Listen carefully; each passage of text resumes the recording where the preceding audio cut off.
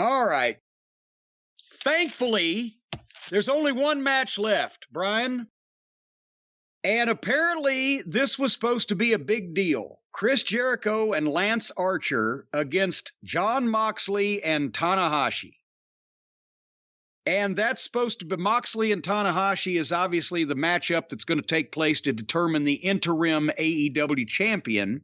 So naturally, let's make them team up because Tony has seen in the past when he was a kid watching wrestling that smart bookers often did an angle out of that with the champion and the challenger. Unfortunately, this wasn't a smart booker nor one of those times. The match was different. You gotta admit that. They started it out with a jump start and a four-way at the bell. That never happens on AEW. They're going in a completely different direction here. And then they continued to think out of the box, doing stuff that had never been done before. Moxley and Jericho had a sloppy, fake-looking fight on the floor. It's like half the time they don't even care the cameras on them when they're throwing the fake punches. And there was one of these brawls on this show. It was Adam Cole when he was in that Donnybrook, where he was just, I've hit people harder when I tap them on the back to ask them to turn around so I can tell me what time it is. But anyway, and then Tanahashi and Archer were in the ring while Moxley and Jericho were on the floor, and Archer cut Tanahashi off immediately. And then Jericho tags in when they settle it down, and Jericho beats up Tanahashi. Am I correct in assuming that this is Tanahashi's first time wrestling on an American promotions television? I'm not sure if he's done anything for TNA or ROH in the past, but nobody would have seen that. Yeah, this is certainly his first ever mainstream wrestling appearance in the United States, sure. So in the first minute of this match, they couldn't have just rung the bell and started so that Tanahashi could do 30 or 40 seconds of spots that would make people think, wow, this fucking guy's good. Instead, they do a jump start sloppy four-way and then immediately cut off the only guy that we've never seen before and start kicking the shit out of him so he looks like a schlub. Well, I think part of the issue is there may be a limited amount of what he can do at this point due to all the injuries he's had. Oh, good Lord. Another one? I thought that was Minoru Suzuki that has to be handled like a Fabergé egg. So now this guy's fucking broken down also. He can't do 30 seconds? Well, I'm sure he could have done something better than what they did. Okay, well, that's all I was going for. Yeah. You know, usually when I would bring in a big star into one of my companies from either just the general wrestling world or specifically another promotion, the first time that you see them on TV, they do 2 or 3 things to somebody else just to show they can. So then while the announcers were talking about Tanahashi being an all-time great, including Jim Ross, he's on my list of all-time greats, he was in the ring doing absolutely nothing to back up that verbiage or stand out in any way. And then Moxley got with Jericho and they went back out to the floor. What else does...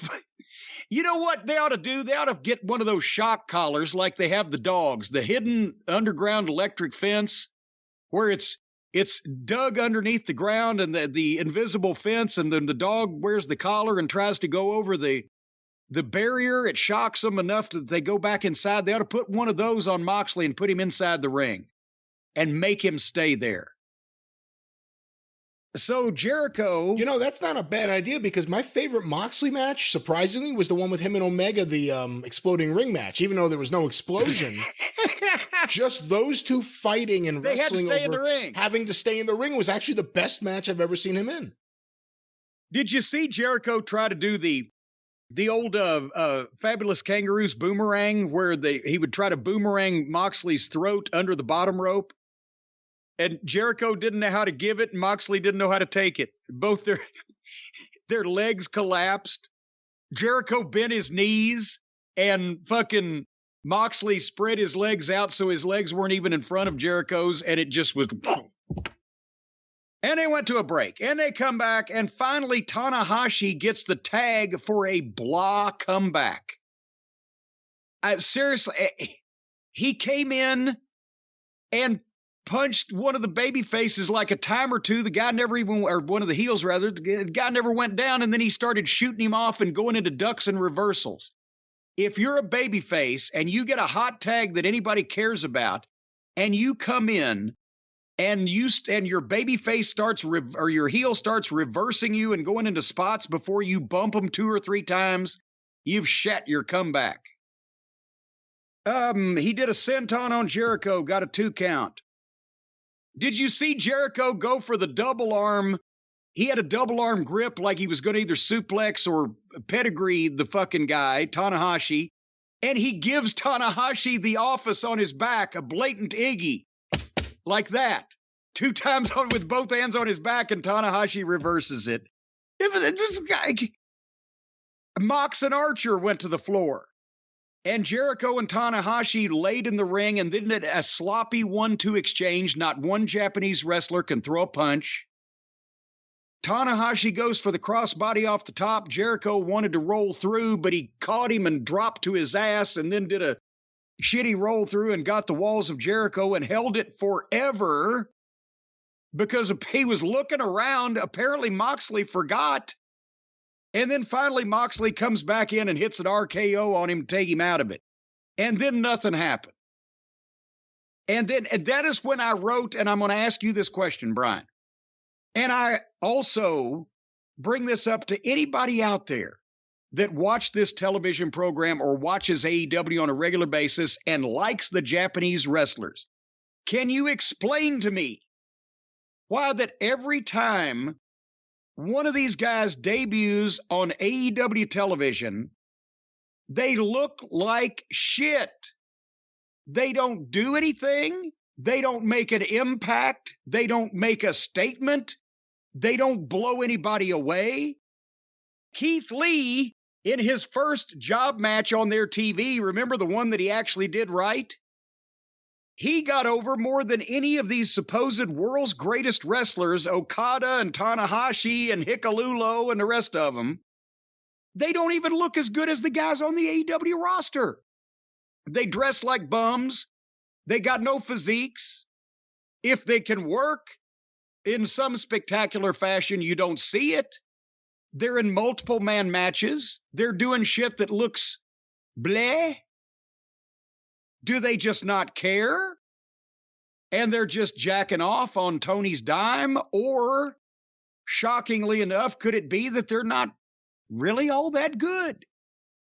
Unless they're working with each other in front of their audience with their bookers and in their company where they're over. Answer that question for me. I agree that there's not been any Japanese wrestlers I can think of that have had a really good debut or really impressed anyone. Usually it's riding off a reputation and having the announcers, or at least 2 of them, scream at you about how great the person is, and Jim Ross may chime in if he's seen them before. But, I mean, this New Japan thing, none of the people, including, I want to see Okada, not in a 4-way with those fucking guys, but I want to see Okada.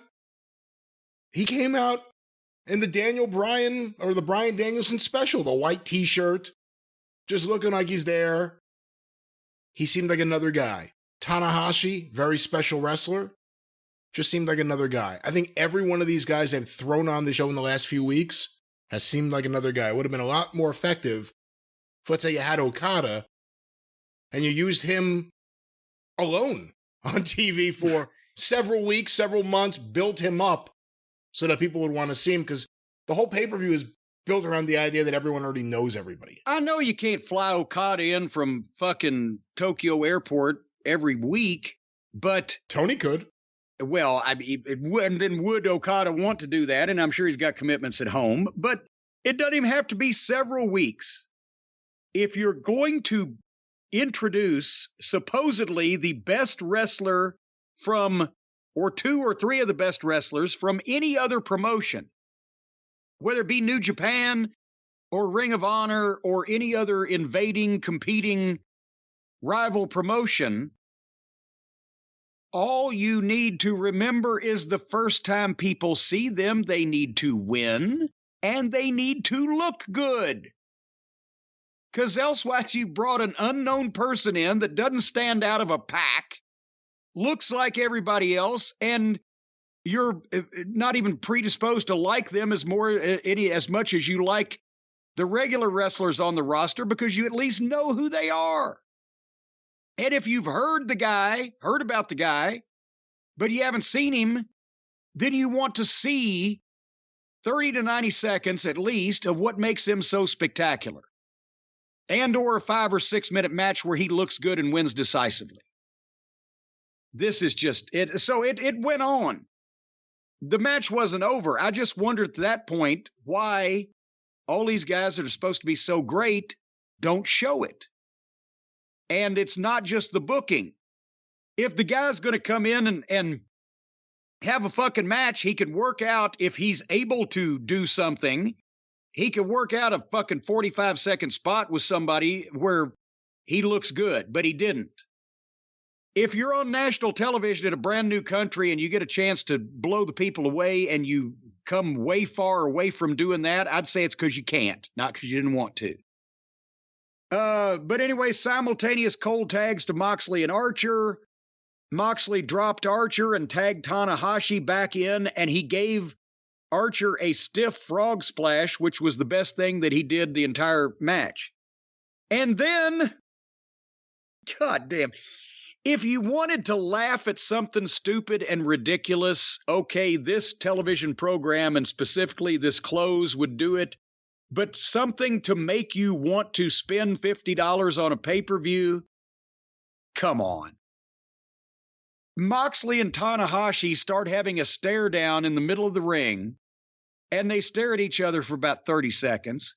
And then here comes Eddie Kingston, and Jericho's out there, and here comes Wheeler Useless, and here comes Minoru Suzuki, the fragile Japanese grandfather, and the Jericho appreciators, and Santana, and Ortiz, and Hager, and people we don't know, and security guys. And everybody had a sloppy, fake fight on the floor that looked like it was everybody's first day in wrestling school. And Moxley and Tanahashi just stand in the middle of the ring, stock still, while all this is going on around them, staring at each other for... My DVR froze because it was the end of the show. It had to have been 2.5 minutes, wouldn't it? They just stood there. It was ridiculous because every time they kept cutting back to them, I was like, how could they still be staring at each other? Because it doesn't matter whether it looks phony as long as they think it looks cool. Phony's fine. So, again, if you want to laugh at something that's silly, yeah, watch this particular television program in that last segment. To anything that would make you want to buy the pay-per-view, if you have not already decided to do so, was not here on this broadcast. And they need their injured talent back. And I'm thinking Tony he's got to be having a meltdown of some kind now, because he won't let anybody who knows how to do this do it. He's got to do everything himself. It's been this way for 3 years now. He's just bought another promotion. He's changing his booking because he's got injuries. He's going to have a fucking stroke. A stroke or some kind of goddamn brain aneurysm, or just a Herb Abrams meltdown without the hookers. And then where are they going to be? But this is falling apart at this point. I think we could say, from a distance looking at it, that there have been noticeable changes and various things on the show since Cody left, if we're going to be fair. And certainly the last few weeks, again, I don't think it was as much about Danielson. It's CM Punk and MJF. They're not there on this show. It's not even they're not on TV. Feels like every segment they touch is improved, which tells me that they're doing more than just appearing on TV.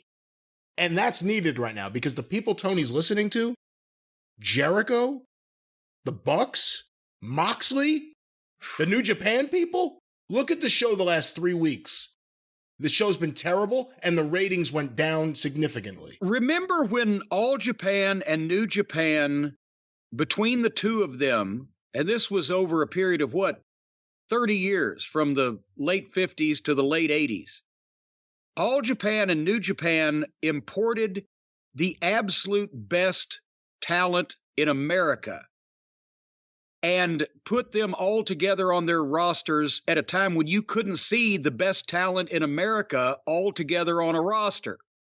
They took from every territory the best guys, and you would see dream matchups, and you'd see the absolute best in the business.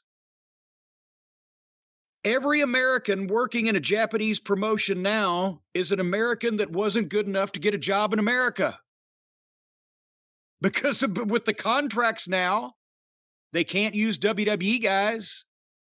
They can use some AEW guys because they're working together, but that's only been a recent development. Every American working for New Japan and any other Japanese promotion that still exists at this point are guys that couldn't get fucking spots with the top promotions in America. So it's gone from the absolute best of America to what's left of American talent. And that's another thing. If I'm just a regular television viewer, and again, the reason why I know regular television viewers watch AEW is because they make it so difficult to understand. But if I'm a regular television viewer, half the people that I see that are attributed to the New Japan Pro Wrestling roster aren't Japanese. Most of them are from Australia. What the fuck sense does that make to somebody? If you tell the average person, we're going to bring in the best wrestlers from New Japan Pro Wrestling to fight our wrestlers, they expect to see more Japanese wrestlers than fucking Australians and New Zealanders in that crew. But that's what they're left with in Japan because they don't have access. Not only is there not as much top American talent as there was in the territory days by far, but they don't have access to the ones that are the biggest names, the best draws, and the biggest talents. So that's why we get Ozzy Oldham and Grado Khan. And I could understand Okada and Tanahashi maybe getting some people interested because of their previous altercations in New Japan that some people may have seen in this country. If people know about it, because even if you are someone, yes. Okada wasn't there until this week on the show. Well, but that's what I'm saying is, I can understand people being interested in the names and seeing them and they've heard so much about them, and then they see them in this fashion, exposed in this way on the television program, and go, well, those guys ain't any different than any of these other fucking guys. They were not more spectacular. They were not more technically sound. They didn't have bigger physiques or better looks, or they didn't move faster. There was a difference 30, 40 years ago that you could see instantly in the top Japanese guys. And when they came in and worked on an American show, you could tell that Jumbo Tsuruta was the closest thing you'd find to a Japanese Terry Funk or Dory Funk Jr. Tiger Mask. Give him 2 minutes and fold your fucking tent. He'll outshine the whole roster. These guys just... It's one of the problems where everyone wrestles the same nowadays, worldwide. And I don't know why they picked up that particular style to begin with. But that's a story for another time. And this is a show for another time. So we're watching this? We're really watching this thing? You know what? Folks, on the Drive-Thru this week, if you want a blow-by-blow, step-by-step description of, I believe now this pay-per-view is up to 10 matches, at least 3 or 4 of them are multiple-person matches, and more than half of them involve people that we've never fucking seen before and are not really anxious to break that trend. So you might get a good recap of the entire program and a couple of the matches in detail. I don't think we need to go crazy over this thing. We'll have plenty of questions about classic wrestling and a few nippy tunes, some songs to make up for whatever, for Behind the Green Door does not provide us in the way of entertainment. You think? How dare you disgrace the memory of Marilyn Chambers by associating her with this AEW New Japan cross-promotional pay-per-view? She was 99 and 44 100% pure, I'll have you know. You know how embarrassed those people were? I had one of those boxes for years. My mom had one of those boxes. Get out of here, really? She used the product. And then I wanted to keep it, but I was, what was that name? I was 12, 13 years old. I didn't want her to know why I wanted to keep the box, so I kept putting it on the shelf behind shit, thinking that she won't notice it and I can sneak it out of the laundry room, and she ended up using it all and throwing it away. Hold on. How did you find out about who she was at 12 years old?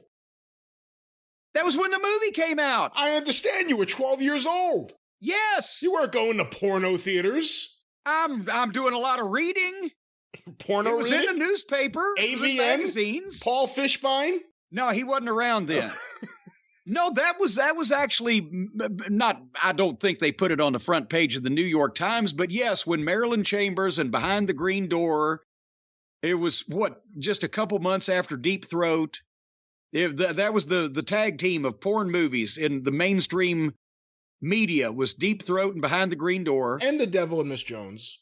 That came a little afterwards, and it was definitely, that was third place. Everybody knew Behind the Green Door, and everybody even more knew Deep Throat. Linda Lovelace was on top. Marilyn Chambers was number 2. Georgina Spelvin did not ever really attain the echelon of Linda Lovelace and Marilyn Chambers, but it was reported in the news that Marilyn Chambers, 2-3 years before she shot the Behind the Green Door, one of the first mainstream X-rated movies, she was a model that was on the cover of the Ivory Snow Box, the laundry detergent, holding a cute little baby.